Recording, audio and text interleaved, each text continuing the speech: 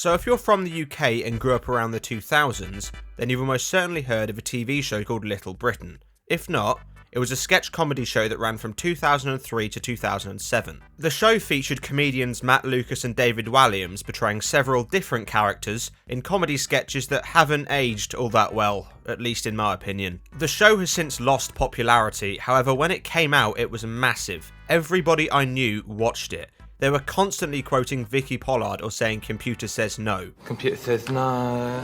And as I stated in my Arthur Ready to Race review, anything this successful will get a really shitty licensed video game. However, I genuinely thought Little Britain would be exempt from this. I mean, it's a sketch comedy show. There is literally no groundwork there that can be adapted into a video game. You would have to really stretch to make anything out of it. Introducing Little Britain the video game, released in 2007 and created by shovelware experts Blast Entertainment, Little Britain the video game is the biggest load of shit I've ever seen. And to put in perspective just how bad this game is, it got 1.6 out of 10 on GameSpot, and on GameRankings.com it got 16%. This is the second lowest review on the entire site, only being outdone by Big Rigs Over the Road Racing, a game heralded as one of the worst games of all time. So anyway, without further ado, let's get into this game and see just how bad it can actually be. Yeah, but new, but yeah, but do. Now normally I'd start with the story, but there is no story. Obviously, it's a Little Britain game. The fact it even exists in the first place is unholy enough. However, the way it works is you have 8 different minigames based off the characters in the show, and you'd assume it's your standard party game, but it's not. You can't just choose one and play it. You see, for some reason they added a progression system, so the minigames will only unlock when you get a certain amount of points. Now this doesn't sound awful, but given how utterly horrendous this game is, it only succeeds in making the game infinitely worse, and I'll explain why in a bit.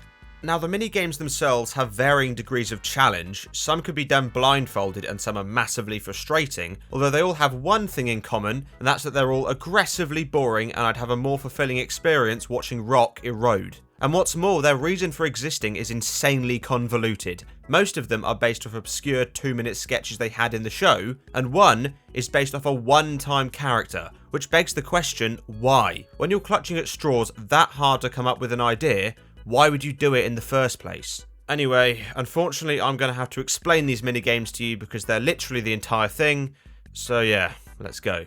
So in the first one you play as Vicky Pollard while she roller skates. Your task is to collect CDs because the game says she needs to decorate her house with them.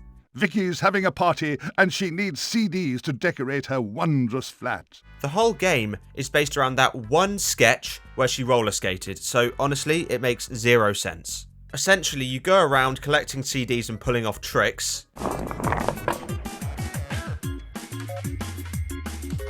Oh my god, I still can't believe I just done that.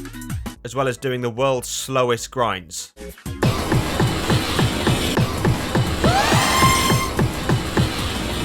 Now the way Vicky controls in this game makes the handling in Pimp My Ride seem like fucking Forza. Everything is unresponsive and incredibly delayed, and there's a good half second between pressing the button and Vicky actually doing anything. And this paired with the isometric camera view means you will constantly crash into things, while Vicky spouts incredibly unfunny dialogue and points out whenever you pick up a CD or hit a cone. Never came. Never came. Also, this game in particular feels like an eternity. The timer says 6.5 minutes, but it feels like 6.5 years, especially when you have to do 2 long, boring laps of the same track, and the same 10-second music clip is looped over and over again. There's not an ounce of fun here at all. So next up is arguably the worst of all the games. You play as Andy and your goal is to get out of your wheelchair and pull off dives while Lou isn't looking. Sounds simple enough, but my god is this minigame awful, because before it loads it shows you all these combos you can use for extra points, but the only time you see them is in the loading screen, not in game where they'd be most helpful. So you're stuck, jumping, mashing whatever buttons you can, hoping you pull off a trick, and when it ends you will be greeted with this. You've completed the Herbie stage, but god damn it, you don't have enough points to continue the tour. Try again. No! 99% of the time you won't have enough points to pass. In fact, I did this game 9 times. 9. And this is the perfect example of why adding a point-based progression system was a terrible idea.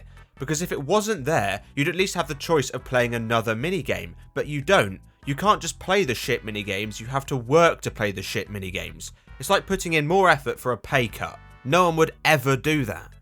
Right, so in this game you play as Letty. This character appeared in one sketch in Season 3. One. And that somehow warranted an entire minigame. I'm really not sure why they didn't use a more well-known character like Bubbles DeVere, considering they were perfectly fine pulling random minigame ideas out of their arse. It's not like they were running out of things to do. Anyway, in this you just kill frogs in her house with a rolling pin, while avoiding her other stuff. Thankfully this game can be completed in under 2 minutes, so it's much shorter than the other ones. So these next two games are literally just rip-offs of more successful ones. The first one is a Pac-Man rip-off. You play as Marjorie, the woman from Fat Fighters in the show, going around a supermarket eating biscuits and cake. And the second one is a Tetris rip-off, where you match food items and once the bar is filled you can be sick on a child.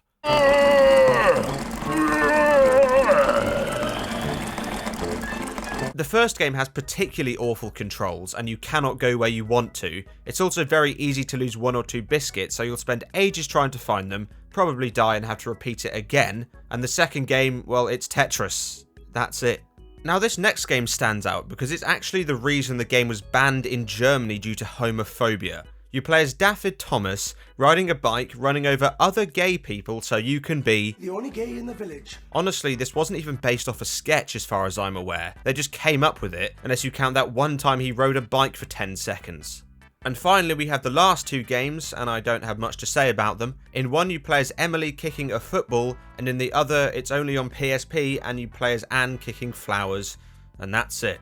That's every single minigame in Little Britain, and they're all awful. Now with that out of the way, I can move on to another huge issue. See, in most half-decent games you'll get rewarded for completing a mission, and you do in this as well. However, your reward is a clip from the show, which you've probably seen in full multiple times because this game came out after the original show aired. It really has to be the shittiest payoff for any game I've ever seen. However, at least the missions give you something, because when you've done all the minigames, you get nothing. Like, you complete them all and nothing happens, not even credits. What was the point of making a game where your reward for completing it is sweet fuck all? Even Big Rigs had the decency to tell you you're winner. And again, when I have to bring up the positives of Big Rigs over-the-road racing, you know it's not gone very well. You even have a multiplayer feature, which I quote, allows multiplayer with the PSP's wireless LAN function and the ability to stream demos to other players, which means you can play this with your friends, something I imagine no one has ever done. I also like the fact that you can stream demos to others, so you would have to ask your friend if he wants to watch you play Little Britain the video game, and everyone will without a doubt say no. And finally, this is supposed to be a comedy game, but all the jokes fall flat.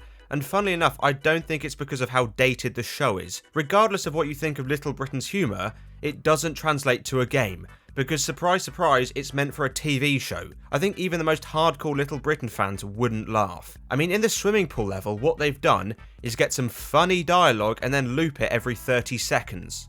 Also, the gameplay is so soul-crushingly dull that even if this was the funniest stuff in the world, you still wouldn't laugh because playing this is pure pain. Yeah, but no, but yeah, but go. Okay, so this is the worst game I've ever played by a large margin. Pimp My Ride has been dethroned and the new king of shit is Little Britain the video game. I never thought I'd be defending Pimp My Ride, but at least that had the groundwork to be a game. It was handled very badly, but it could have been good, and the premise of pimping cars could have worked. This, on the other hand, was never going to work. It was a bad idea from start to finish, with no hope of ever turning out good. This reminds me very much of Fart the movie, a movie about the act of farting. Just because you can make something doesn't mean you should, and they didn't need a movie about farting, just like there didn't need to be a game about Little Britain. They made something that's torturous to play, and you have no reason to play it in the first place. It was made for no one, and it's about as necessary as adding anthrax to your diet. Anyway, if you enjoyed the video, feel free to leave a like, comment and subscribe, and if there's any games you'd like to see me review in the future, then just leave them in the comments.